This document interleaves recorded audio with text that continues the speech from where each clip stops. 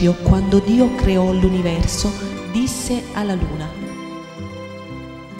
tu illuminerai le notti calde e fredde, incontrerai innamorati e sarai diverse volte motivo di poesie.